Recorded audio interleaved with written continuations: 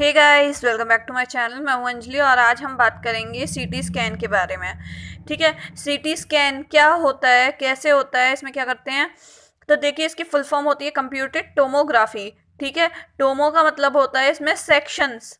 ठीक है, अगर ये मेरा सपोज कोई भी पीस है बॉडी का या फिर किसी भी चीज़ का, अगर मैं उसको सेक्शंस कर दूं, अंदर से उसको काट दूं, तो क्या होता है कि हम अंदर का स्ट्रक्चर्स भी क्लियरली देख पाते हैं। ठीक है, अगर सपोज मेरे पास आलू है तो मैं अंदर से नहीं पता लगा सकती कि वो सड़ा हुआ है या अच्छा है या कैसा है।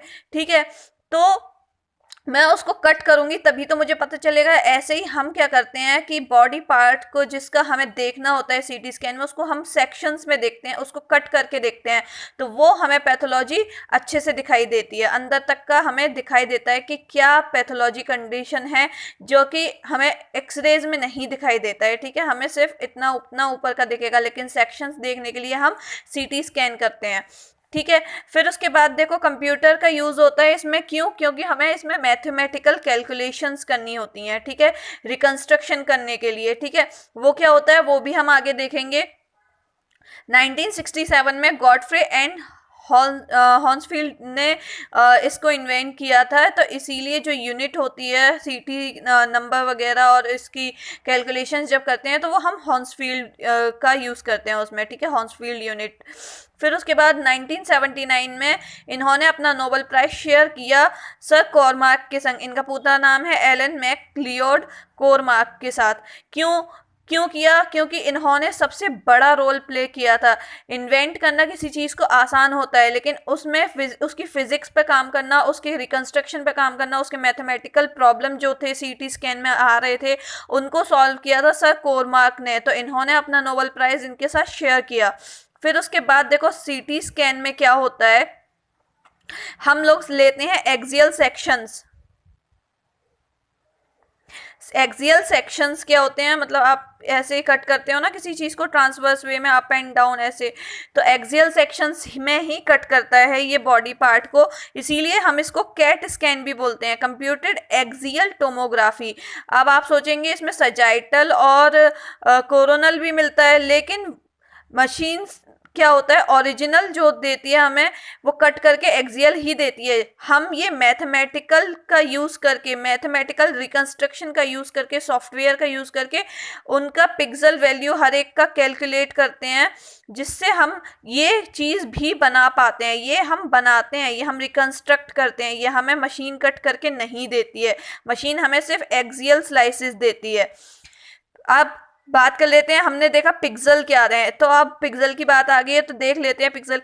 जैसे आपकी कोई भी इमेज है, वो छोटे छोटे पार्ट से मिलके बनी है। जो छोटे छोटे पार्ट से वो मिलके बनी है, उनको हम पिक्सल बोलते हैं। जो एलिमेंट है, जो सिंगल एलिमेंट है, उसको पिक्सल बोलते हैं। ये छोटे छोटे पिक्सल्स नंबर ऑफ रोज और कॉलम्स बनाते हैं, इकट्ठे होते हैं, एक मैट्रिक्स फॉर्म करते हैं, और यही मैट्रिक्स क्या होती है, आपकी इमेज होती है। ठीक है, अगर हम इस पिक्सल को, ये हमें 2D फॉर्म में दिख रहा है, अगर हम इसे 2D फॉर्म में ना देख के 3D फॉर्म में पूरा स्क्वायर में देखेंगे एक, तो ये हमारा वॉक्सल होता है। जब हम किसी, ये अगर हम सिर्फ इतना पार्ट देख रहे हैं तो ये हमारा पिक्सल है, लेकिन हम इसका पूरा पार्ट देख रहे हैं, पीछे का 3D व्यू देख रहे हैं, तो हम इसको वॉक्सल बोलते हैं। ये हमारा 3D इंफॉर्मेशन को कंटेन करता है।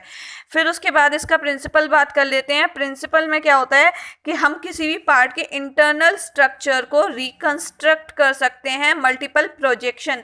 अब यहाँ बात आ गई मल्टीपल प्रोजेक्शन की। अगर सपोज मुझे अपने ब्रेन का सीटी स्कैन कराना है, तो ये है हमारी सीटी स्कैन की मशीन। ठीक है, यहाँ पे क्या होता है, एक साइड पे आपका एक्सरे ट्यूब होता है। क्या होता है? एक्सरे ट्यूब होता है। और दूसरी साइड पे क्या होते हैं, आपके डिटेक्टर लगे होते हैं। ठीक है, ये जो गोल गोल पार्ट आप लोगों को दिखता है ना मशीन में, जो गोल जिसके अंदर पेशेंट जाता है, इसको बोलते हैं गेंट्री। ठीक है, और यहाँ पे आपका पेशेंट काउच होता है, जिसपे पेशेंट लेटता है, क्या बोलते हैं? काउच। ठीक है, पेशेंट काउच। ठीक है, अब क्या होता है कि इसमें ये जो गोल गोल होता है ना, ये छोटा सा नहीं होता, ये काफी बड़ा होता है, जिसके अंदर एक्सरे ट्यूब मूव करता है और डिटेक्टर्स मूव करते हैं। मतलब ये ऐसे घूमते हैं और ये ऐसे घूमते हैं। तो ये क्या होता है, आपके मल्टीपल एंगल से, अब ये ऐसे घूमेगा तो एक इमेज एक्वायर करेगा, फिर ये यहाँ जाएगा, फिर कुछ और सेक्शन काटेगा, फिर यहाँ जाएगा, कुछ और सेक्शन काटेगा, यहाँ जाके कुछ और सेक्शन काटेगा यहाँ। तो ये अलग अलग एंगल से क्या हो रहा है, प्रोजेक्शन हो रहा है। ठीक है, यहाँ पेशेंट को क्या लग रहा है, पेशेंट है ये आपका, और इसको अलग अलग सेक्शन से, यहाँ एंगल से, कभी यहाँ एंगल से, कभी यहाँ से, तो आप हर एंगल से पैथोलॉजी देख पा रहे हैं, उसको रिकंस्ट्रक्शन कर पा रहे हैं। तो यही इसका बेसिक प्रिंसिपल है कि आप किसी भी इंटरनल स्ट्रक्चर को मल्टीपल प्रोजेक्शंस के थ्रू रिकंस्ट्रक्ट कर लेते हैं और क्या कर लेते हैं, इमेज एक्वायर कर लेते हैं। ठीक है, सीटी स्कैन का बेसिक प्रिंसिपल यही होता है। ठीक है, फिर उसके बाद देखो, इसमें सबसे बड़ी चीज होती है, हम किसी भी चीज की आप वैल्यू ऑब्टेन कर रहे हैं सीटी स्कैन में, तो उसके लिए होता है mu, attenuation coefficient. Attenuation absorption को शो करता है। सपोज आपका यहाँ कोई टिश्यू है, अगर ये बीम आ रही है तो यहाँ कुछ बीम एब्जॉर्व हो जाएंगी, कुछ स्कैटर हो जाएंगी, और कुछ और ही अमाउंट यहाँ इधर साइड निकलेगा। ठीक है, तो ये जो ट्रांसमिटेड होती हैं और ये जो निकलती हैं, फिर यहाँ से इन दोनों का वैल्यू अलग अलग होता है। तो हमें देखना पड़ता है कि यहाँ जो कितना ऑब्जर्व हो रहा है, यहाँ कितना अटेन्यूएट हो रहा है। ठीक है, तो उस हिसाब से हमें क्या मिलता है, हमारा अटेन्यूएशन कोफिशिएंट की वैल्यू मिलती है। ठीक है, अच्छा, फिर उसके, और ये हर टिश्यू के लिए क्या होती है, अलग अलग होती है। फिर उसके बाद देखो स्टेप्स, देखो स्कैनिंग में क्या होता है, स्टेप्स सबसे पहला होता है स्कैनिंग।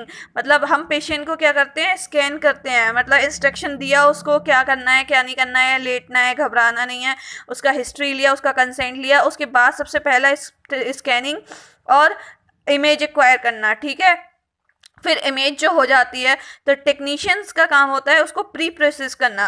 रेडियोलॉजी टेक्नीशियंस होते हैं, अगर आप ये वीडियो देख रहे हैं तो शायद आप भी रेडियोलॉजी या सीटी टेक्नीशियन हैं। तो प्री प्रोसेसिंग होती है रॉ डाटा की, मतलब जो आपने डाटा एक्वायर किया है, अभी आपने उसको रिकंस्ट्रक्ट नहीं किया, उसको प्री प्रोसेस नहीं किया, प्री प्रोसेस करेंगे। फिर इमेज रिकंस्ट्रक्शन करेंगे। रिकंस्ट्रक्शन में क्या होता है, कैलकुलेशंस होती हैं, मैथमेटिकल कैलकुलेशन, आपकी एक्सियल इमेज को कोरोनल और सैजिटल बनाने की, या आप जैसे चाहते हैं। आजकल क्या होता है, एडवांस सॉफ्टवेयर्स आ गए हैं तो उनमें 3D इमेजिंग आती है, तो आप जैसा चाहते हैं वैसा एक्वायर करने की। फिर उसके बाद लीनियर अटेन्यूएशन कोफिशिएंट जो है उनको सीटी नंबर में कैसे कन्वर्ट करना है, और फिर बाद में उन्हें कैसे डिस्प्ले करना है। ठीक है, तो ये सब चीज़ें फिर बाद में क्या करना है, उन्हें कैसे डिस्प्ले करना है। ठीक है, तो ये सारी चीज़ें आती हैं आपके सीटी स्कैन में। ठीक है, बेसिक प्रिंसिपल यही था आपका। फिर उसके बाद मैं आपको बता देती हूँ कि सीटी नंबर जो होता है, जो आपका सीटी नंबर होता है वो हर एक टिश्यू के लिए अलग अलग होता है। ठीक है, जैसे कि आपका बोन का टिश्यू है, मतलब बोन है अगर आपकी, तो इसका जो सीटी नंबर जाएगा वो जाएगा आपका 700 से लेके 3000 तक।